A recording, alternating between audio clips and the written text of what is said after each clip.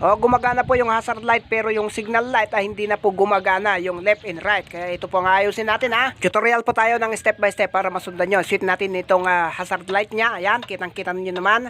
O, yan, umiilaw.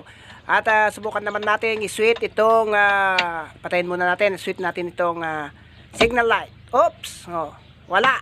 Ayan, nakita naman ninyo. O, pabali, kabila, o wala rin. Ayan, o, wala.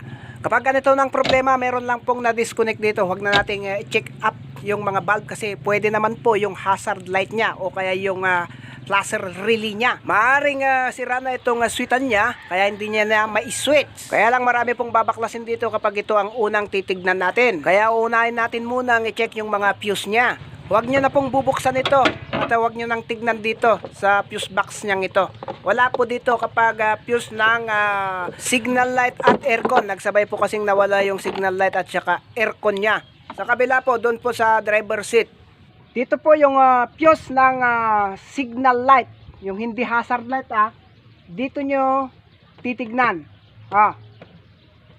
Basta crosswind Yan Ito. Basta signal light at aircon, iisa lang ang fuse nya. Ayan. Basta dito basta tandaan nyo lang itong bubunutin natin dito. Dito po.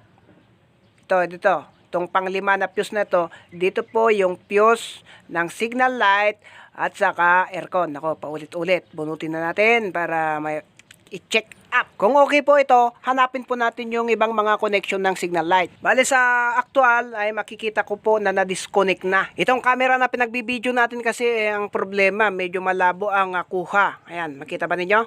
Bale itong fuse na to, makikita po dito na naputol na yung connection dito, yung fuse niyang ito.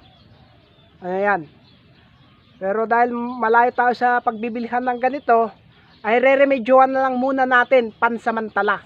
Wala po kasi tayong extra na fuse meron tayong extra na fuse pero yung remedyo naman na tinalian natin lang ng wire. Pansamantagal. Yan. At ito na, ilalagay na po natin. Switch na pala natin itong signal light nya. Oops. Ayan, 'di ba? Wala po tayong naririnig na plus ng flasher relay. Hindi natin naririnig yung tiktak nya. At ilalagay natin ito at kusang maririnig natin na magtitiktak yung flasher relay. Bali yan, naririnig na po natin yung tiktak ng flasher relay. Kaya, yun lang ang na-disconnect. Ayan. Di pwede na po. Yung kabila naman. Oops. Ayan. Okay na. Yung aircon naman ang titistingin natin.